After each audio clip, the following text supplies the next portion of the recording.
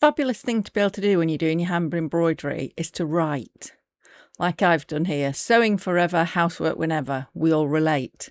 So we use backstitch for that. So that's what we're going to do today, is go through how to do backstitch to do our writing or anything else we want to do.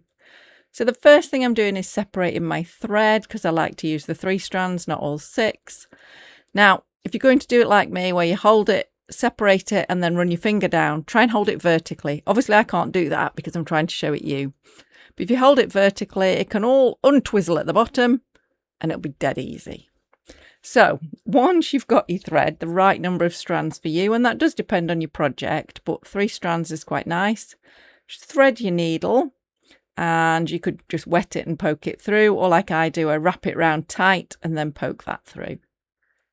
And then a knot in the end. I know that's a little bit controversial. Some people say you shouldn't use knots in embroidery. My mum always told me, just use a knot if you want to. So that's what I do. Now your backstitch can go either way, depends which way around you choose to sew. I like to go right to left. So I'm going to come up at the start of the backstitch, which is how you start, and just bring the knot to the back, just so it sits nicely on the back of the fabric. Go forward as if you're doing a running stitch. So go the length of the stitch you want, and then come up the same distance again. Now don't get hung up on this. You're going to try for the same length.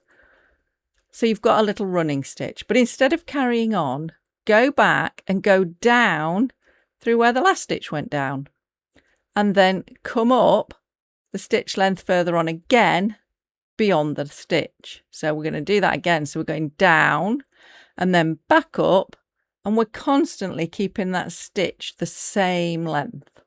Now you'll see I do it in one fluid movement because it becomes a lovely way to sew. And if you hand sew seams, this is a great stitch for using because it keeps everything nice and secure. Now we're using it for embroidery, but you can use it in that way.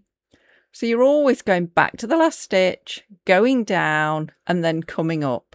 Now you'll see over here I've done some writing that's joined up, but I will show you in this video how I do my writing and some little hints and tips. So I've sped this bit up so you can just see me working my way along.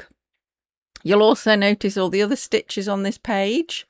So you'll find all of those on my channel. So hopefully you're following along with me. If not, go and look for them. And you can use them all in whatever project you like, but especially your stitching book, which is what you can see I'm working on a page of here.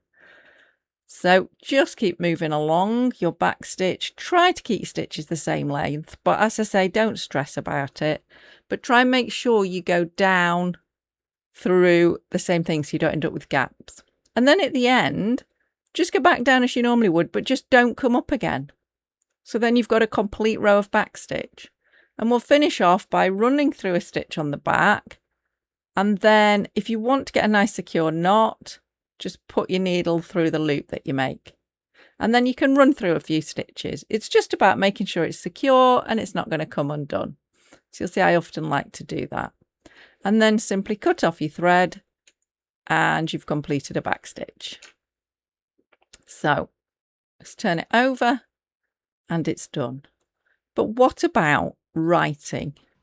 It's exactly the same way, but you might just want to have a little think about different length of stitches, where you start, where you finish.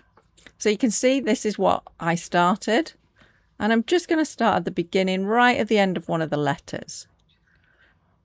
And I'm just going to form the back stitch. Now you're thinking, but you've drawn on your fabric. Yes, I have. Now what I'd suggest is if you're going to use a pencil, do it nice and light. I've used a heat erasable pen. I will link to it in the description below.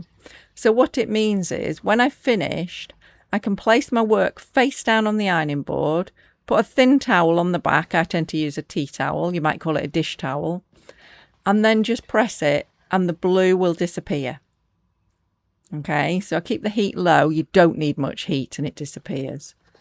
Technically, you're supposed to be able to just rub it and it disappears. But as you can see, I'm just working my way round the letter using my back stitch, but I'm using rather small stitches because an S is very curved. Now, when I come to the H, I'll probably use some longer stitches because it's nice and straight. but just working my way around. I'm not going to show you all the letters, obviously. I'm just showing you how easy it is. I'm also working without a hoop. Obviously, if you've got a hoop, it's great. It keeps everything nice and flat, and it's a really good idea for embroidery. But I'm doing pages for a book, and it might be in future that I'm working in a book. So I'm just demonstrating it without a hoop, and not everybody's got one.